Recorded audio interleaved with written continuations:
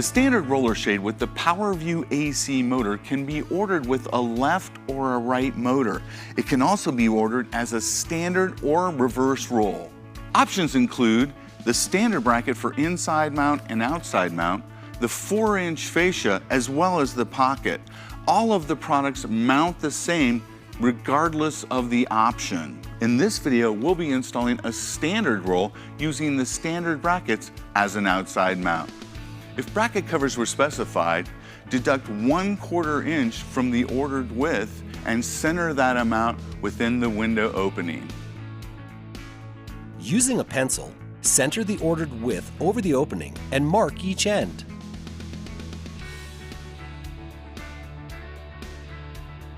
Check the ordered height and determine the proper bracket height placement.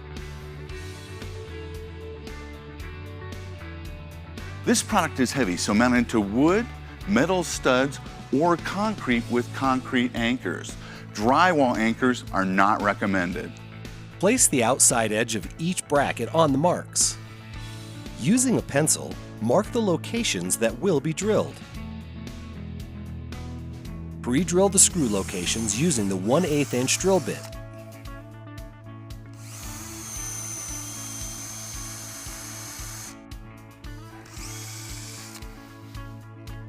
Attach the brackets using the screws provided. When installing into drywall, do not over-tighten the screws and make sure the brackets do not compress into the drywall. Check the brackets for level. Now tighten the installation screws. Brackets must be aligned and level. Note the location of the programming button, here on the motor.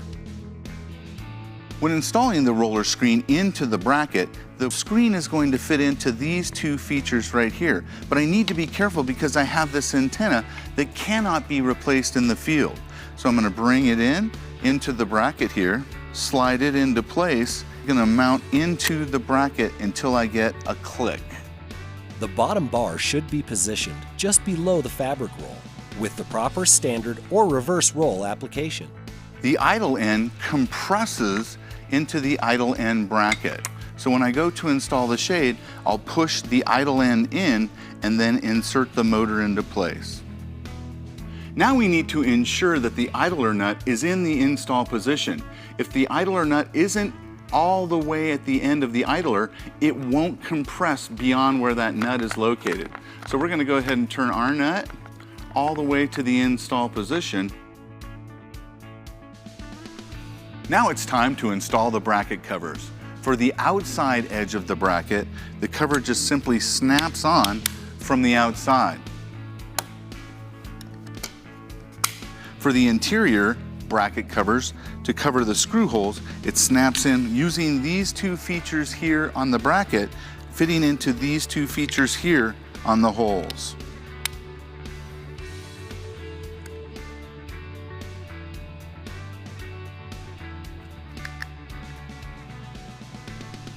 First, insert the idle end of the shade into the idle end bracket. Then slide the motor end into the bracket until it clicks. Tighten the idler nut completely until it is towards the end of the shade.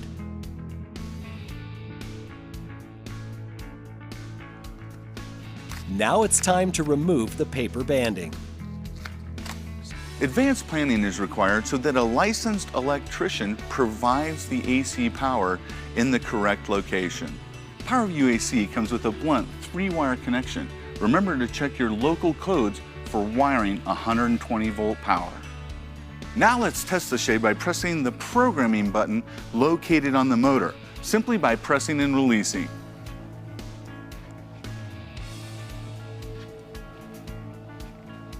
And make sure you cycle the shade at least 2 times.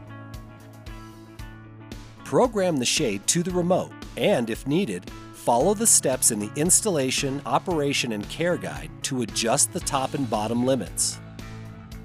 We have now successfully installed a standard roller shade with the AC motor.